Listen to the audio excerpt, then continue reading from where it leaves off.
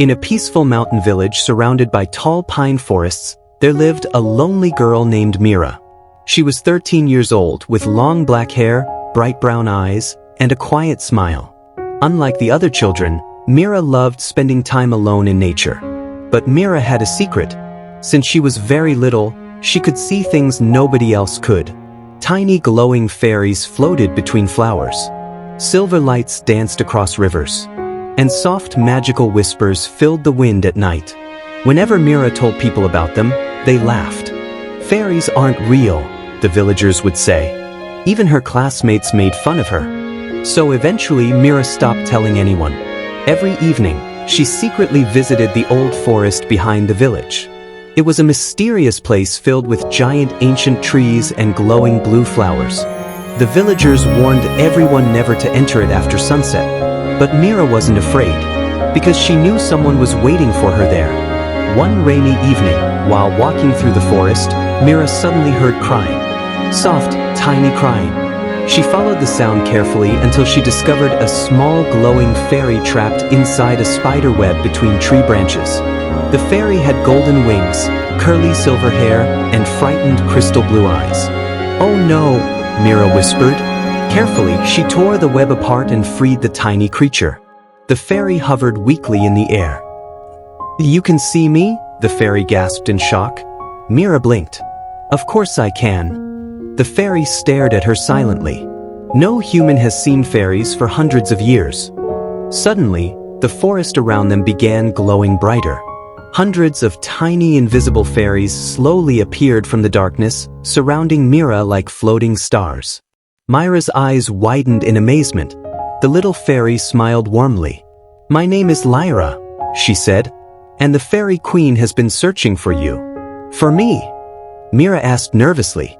Lyra nodded. "The barrier protecting our magical kingdom is breaking. Dark creatures are entering our world. Only a human with a pure heart and the gift of sight can help us." Before Mira could answer, the ground suddenly shook. A terrifying roar echoed through the forest.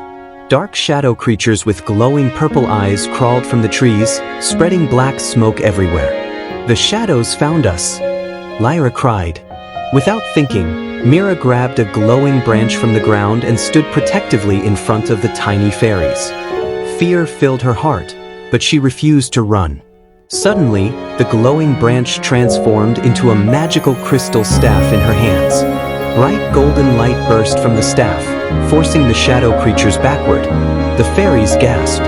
"The forest spirit chose her," one whispered. Lyra smiled proudly.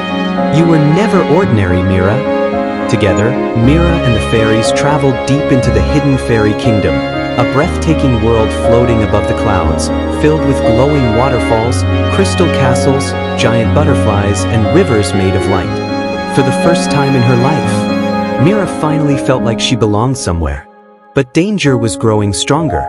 At the center of the kingdom stood the heart tree, the source of all fairy magic. Its glowing leaves were slowly turning black. "The shadow beast is poisoning the tree," the fairy queen explained sadly. "If the heart tree dies, both our worlds will disappear." Mira looked at the dying tree with tears in her eyes. "There has to be a way to save it." The fairy queen nodded slowly. "There is one way, but it is dangerous." That night, Mira entered the forbidden shadow cave alone, carrying the glowing crystal staff. Deep inside the cave, she finally saw the shadow beast, a giant creature made entirely of darkness and smoke, with glowing purple eyes. The monster roared and rushed toward her.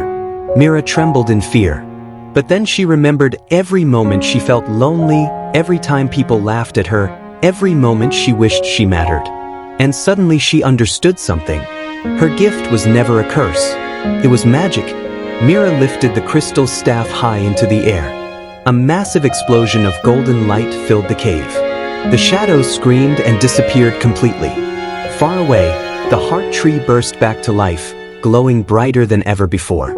Flowers bloomed across the kingdom, rivers sparkled again, and the skies filled with dancing fairies. The kingdom was saved. The fairy queen placed a glowing silver crown of flowers on Myra's head. "You will always be a friend of the fairies," she said softly. The next morning, Mira woke up back in the village beside the forest edge. For a moment, she wondered if it had all been a dream.